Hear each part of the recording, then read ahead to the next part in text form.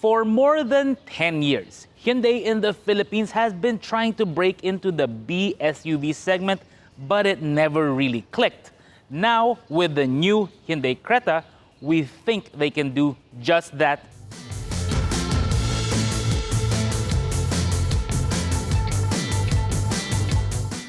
Many years ago, Hyundai in the Philippines tried to bring in the iX20 or i20 Cross Sport into our market, but it didn't take. The vehicle was too small, the ground clearance too low, and the price was, well, a bit too high, unfortunately. Now, they have something new. It's the Hyundai Creta. But if you're thinking that this is the first time we're seeing the Hyundai Creta in the Philippines, no. It's actually the second time.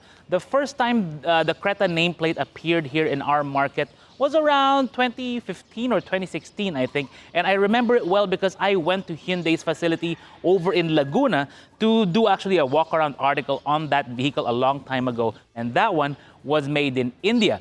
This one, however, is the new generation Creta, and it's made in Indonesia, the new factory of Hyundai over there, I think in West Java. Now, the Creta as a model is intended for developing markets. Now, the question we really want to ask is, does it make a good fit in the Philippines? Well, let's check out from the look.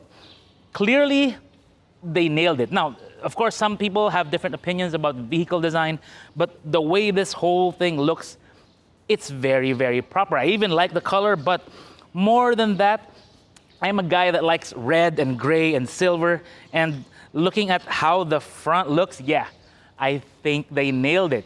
Maybe in other colors it'll look different, but in this one, yeah, I think it's just right. I even really like the wheels. But I want to show you what's going on with the rest of the vehicle. Let's go around. In the last 15 years or so, Hyundai has really become a trendsetter with design. And clearly we're seeing that with the Creta, because look at what they're doing with the body of this. Now, it is a bit snub-nosed with the way this front is, but they really made it work. Now, what's really unique about the Creta is what they did with the character line to make it look taller, to make it more SUV-ish. Of course, it's a crossover, so the ground clearance isn't that high, but it's still pretty respectable considering what you're working with. But they tried to give it the illusion of something taller by working on this area here. Now, if you look, the character line is all the way up here, and it has this fender liner here, which makes it look taller. It makes it look more upright. I think that's a very clever design choice. So high is actually this character line that when you look at the back here, right here, if you notice, they're doing the same thing with the rear, but the character line is so high that the door handle is actually already within the character line, which is kind of unique and kind of cool. Now, Hyundai isn't doing what Honda is doing by moving the A-pillar forward. What that does, which is kind of what's clever about Honda, is that they end up with more space by making the dashboard a bit more forward, almost over the engine. We'll show you later, but what that gives you is it gives you more space inside. Hyundai isn't doing that. They're going for something a bit more conventional, which is why when you look at the dashboard, or at least the windshield of this, it looks a bit more upright compared to a lot of other crossovers in the market. But what's really nice here is in this GLS trim version, what they're doing with the two-tone look. Of course, I mentioned the front, but now you look at the roof, what they did the piano black, well, dull black here, but piano black for most of it. It's a really sharp color combination, in my opinion. Depends on you whether you like it, but you know, like with the, say, Suzuki Vitara, when they launched it a couple of years ago, that's what they did. And clearly a lot of car makers are also catching on, like Toyota with the Rays and Geely with the Coolray. As you can see from the back, clearly Hyundai took a lot of liberties with the design of the vehicle. It looks cool, it looks very different, looks very unique, especially with the way the tail lights are.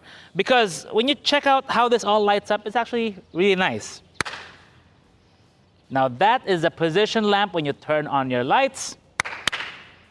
Right there is the brake light, and of course, turn indicators. Very different. They went with this split thing there. It's not just one. I'm sure maybe it's one piece. I think this might be just a cover of some kind, but it looks really nice. It looks really different. Again, let me know in the comments below what you think of the taillights of the Creta. But what I really do appreciate here is how Hyundai kind of made it really neat and kind of futuristic with the way this is. I also appreciate the fact that Hyundai resisted the temptation to put in fake exhausts. If you notice, nice and clean lines. Hopefully other car makers can do that kind of thing because fake taillights are really weird. Now, when it comes to the cargo area, it's about 33 inches from here to the back of that, 39 inches wide, and 52 inches from here to there, like at the widest point. I'm not sure if that fits a whole golf set, but let me know if you think it does. Maximum height right now is at 29.5 inches. All these measurements are in inches. We'll show you the cm in the comments or in the supers. So under here, interestingly, it's got a full-size spare, but it's a steely wheel, so keep that in mind. Some extra space here for tools and such, which is pretty cool. But overall, it's a kind of a no-frills rear area. But you can fold down the rear seats. I have to do this. Now, if you notice, this space is not actually a full fold flat because there is a little bit of a ledge, not as dramatic as the one in, say, the Corolla Cross, but there is still there. But nevertheless, it's still pretty useful because this one now goes up to around 58 inches. You can probably go a little bit longer if you have something hanging out over the edge. But overall, pretty good. Could be better, but still pretty good.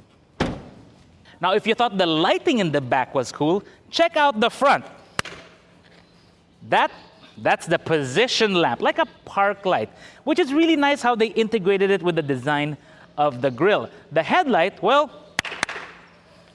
down there. This first light is the headlight. It also has the high beam right below it. See right there? And of course, your turn indicators are just below it. Yep, there you go. Nice and orange. Now, let's check out what's going on under the hood. Nice. Normally, in an economy-minded vehicle, we're not expecting anything groundbreaking from the engine bay. And in a manner of speaking, that's kind of true with the Creta. Because you look around, everything looks kind of conventional. You've got a 4-cylinder, 1.5-liter driving the front wheels via a CVT that Hyundai calls the IVT, Intelligent Variable Transmission. It does have a rather unique, terrain mode for a front-wheel drive, which has multiple modes. We'll show you that later. But that's in this version only. But one really unique thing here, well, not really the carbon fiber on top of the engine itself, but if you look closer, you'll see dual injectors for each cylinder. That's the beauty of the Smart Stream system. It gives you the advantages of direct injection and multi-point injection, depending on what the situation demands for better efficiency or better power, or maybe a little bit of both. But we'll delve into how it drives later on. Now, looking at some of the pieces on the engine, you can see the crossover platform here because you see normally the frame goes up to here, the monocoque, right? But they have these riser panels or riser bits here to elevate the mounting point for the fenders. That's something common in many crossovers. But often, in more expensive models, car makers cover it up with plastic. Now, air intake right here with the inlet maybe somewhere right over here, maybe about, 70 cm, 75 cm from the ground. Not that I would do any water weighting with a vehicle like this. Remember, this is a crossover, not a full-on PPV SUV. In older cars, shock towers are built independently. They're not really connected. But now, with the way car makers are designing their vehicles and engineering the monocoques, they totally are interconnected. Because if you look right about here, right there, up to over there, they're welded together. What that gives you is better rigidity between the two. There's not going to be any of the flexing you would see in, let's say, 90s cars where you'd have to put in a strut bar to eliminate that. What it gives you is, well, for one, better safety, better handling, and overall better rigidity for the passenger cell. At least, don't quote me on that. I think that's what they're supposed to do anyway. But let's take a look at what's going on inside.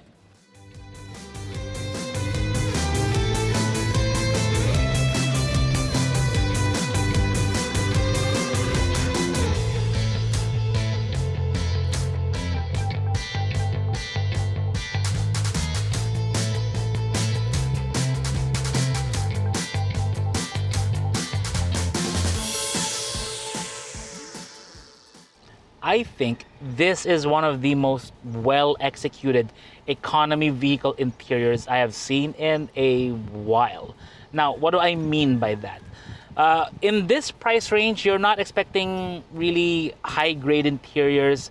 You're not expecting soft touch panels, but you can achieve the look of it. And of course, when it comes to the way the panels are put together, assembled, the gaps and everything. So, for example, I look around the dashboard. It looks very, very high grade. This, of course, is plastic, all right? It's not soft touch. You're not paying for that yet in this class, but it looks absolutely fantastic.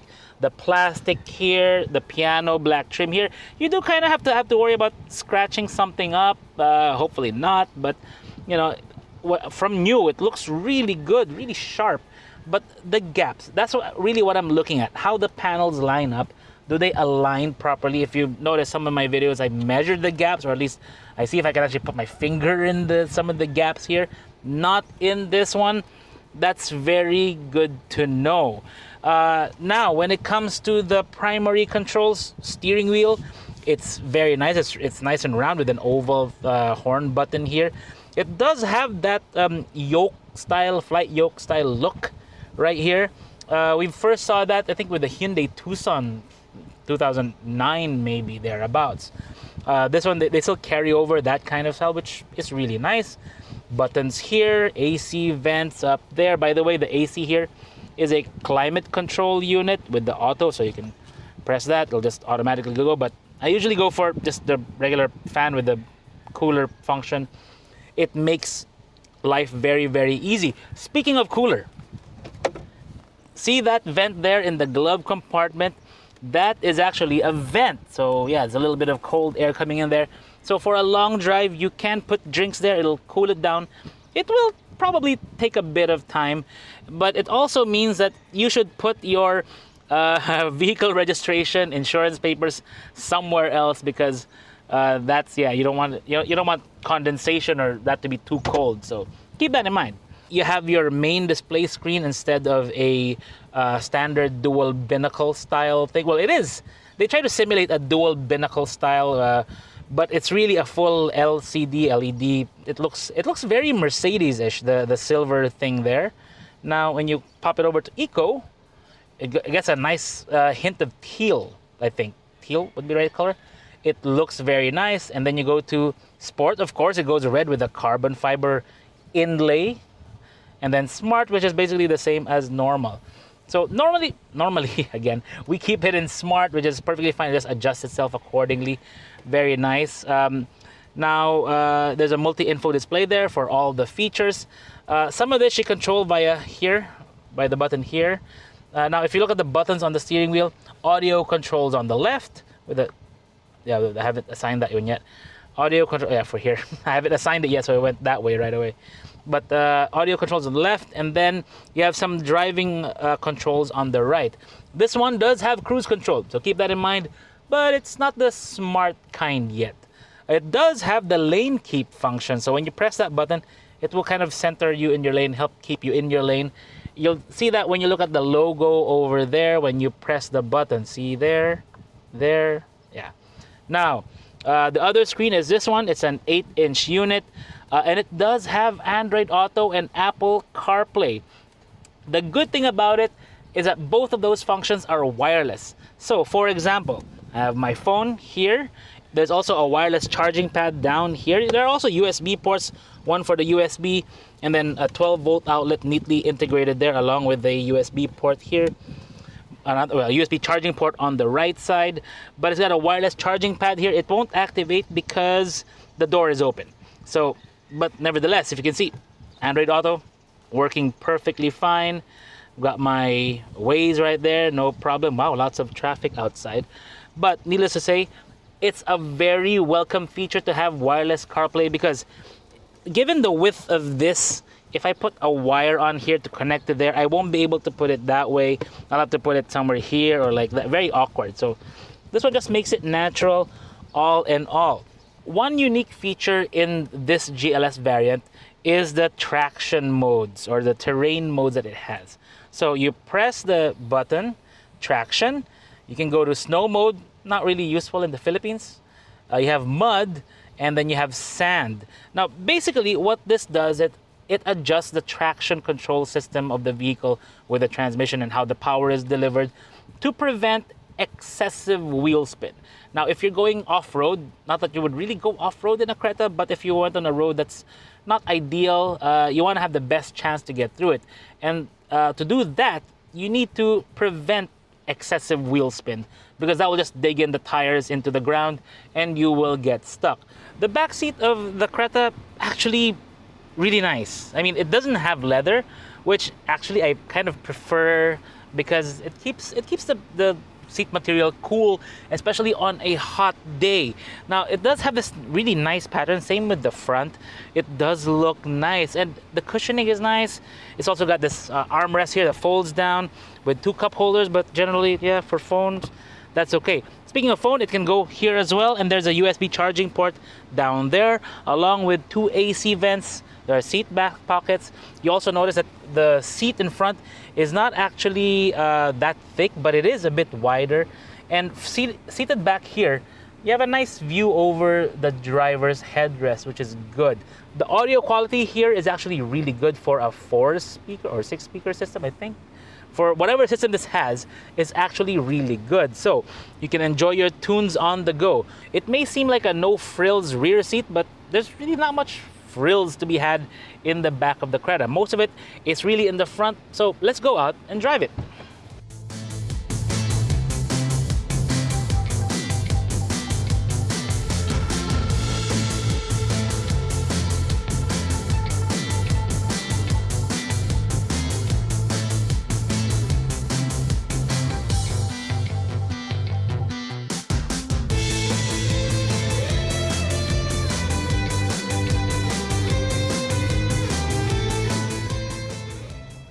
I'll make a bold statement right now.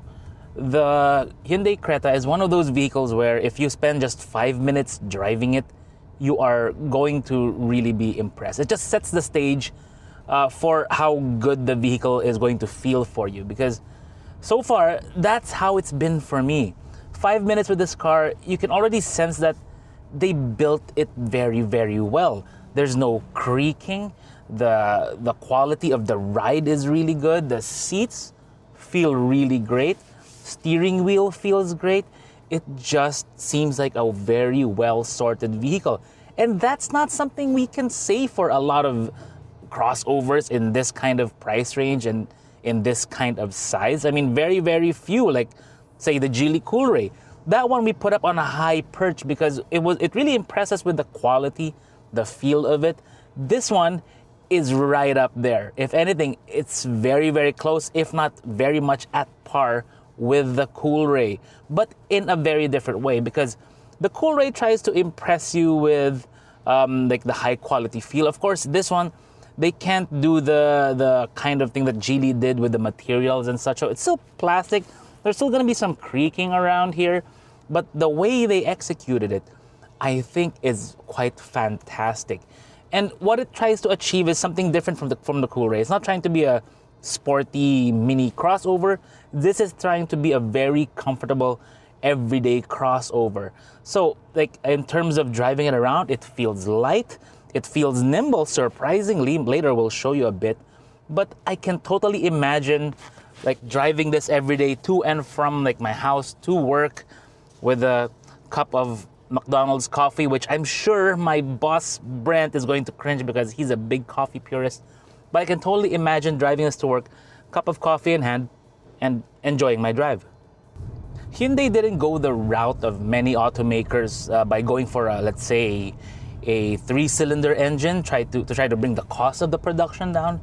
No, they stuck with the 4-cylinder, which I think is actually really good because you drive it around, yes, there's no vibration from the engine. I'm sure there is, but it's much more muted compared to a 3-cylinder, which is naturally imbalanced.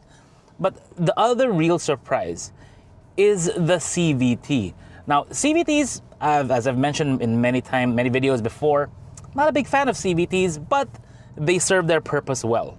You know, you have to give it to the CVT because it really is a very efficient option, very cost-effective option. But driving this around, I think it's one of the best CVTs in its class because it's smooth, it's quiet, it's very efficient. Like in heavy city traffic, you're probably getting around 8 to 9 kilometers per liter. In lighter city traffic, and you're trying to be a bit more mindful of your throttle pressure, you're probably hitting around 11 to 12. And then on the highway, of course, way more. It really depends on how well you want to drive. But the surprising bit here is the response, because normally CVTs, when you mash the throttle, it takes about a week and a half to respond. This one, nope. Man, I wish I was in open roads to try that, but you get the idea. It responds well for a CVT, which is something unexpected for the type of transmission and definitely unexpected for the class. Remember what I mentioned about the ride. Right now, EDSA, it's nice and quiet, no tire noise. The ride, it's soft, but it's not wallowy, which is good. It's like there's a measure of control with the way the body moves on the asphalt. Well, not asphalt, it's concrete right now. The only real drawback, the only thing I can really knock it for when it comes to the refinement is the glass. Because this glass, the thickness of it, it doesn't inspire confidence. I mean, not really confidence, but it's not as good as some of the other, say, offerings. But it also comes with features that, for example, the electronic parking brake, the drive mode selector here. So you have the sport mode. And when I mentioned earlier that I was trying to accelerate, I wasn't even in sport mode yet. And that really changes up the character of the transmission. Electronic parking brake, auto brake hold, which very useful in traffic. The lane assist, which is actually really nice. Auto emergency braking, which I don't really put to use. I hope I don't have to use it. But the cruise control, it's very well configured, and that I think is how it sums up the Creta, because when you try to compare it to the rest of its peers in the class, and you look at the price, you look at what it comes with, and then you feel how it's been built and how well it rides, I think it's a home run. You know what? Let's go back to the warehouse so we can discuss more where the Creta fits in the market.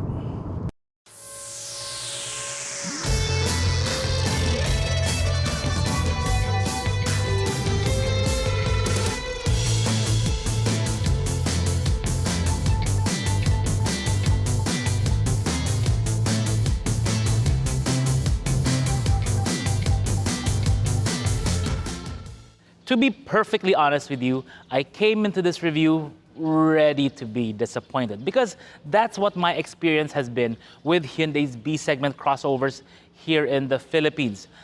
But the more time I spent with the Creta, the more I am impressed by it. It's not blowing my mind in terms of the specs or the performance, no.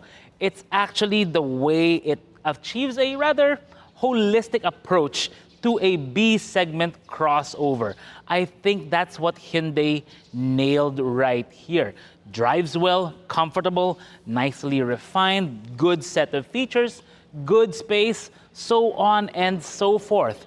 That's perhaps why the Hyundai Creta is the best-selling SUV in some markets. Well, in particular, Russia. Well, maybe not lately because what's going on, but basically it became their new generation Lada Niva. If you know what that vehicle is, chime in the comments below. Now, when it comes to price, it's a little bit more than some of the others in its segment. This GLS comes in at 1.388 million, which actually isn't too bad considering how it feels and how solid it is. I mean, you look around at the panels, the gaps are very consistent, all that. Really, you should check it out and test drive it for yourself to see if it is a fit for you. This is Vince of AutoIndustriya.com. Thanks for watching.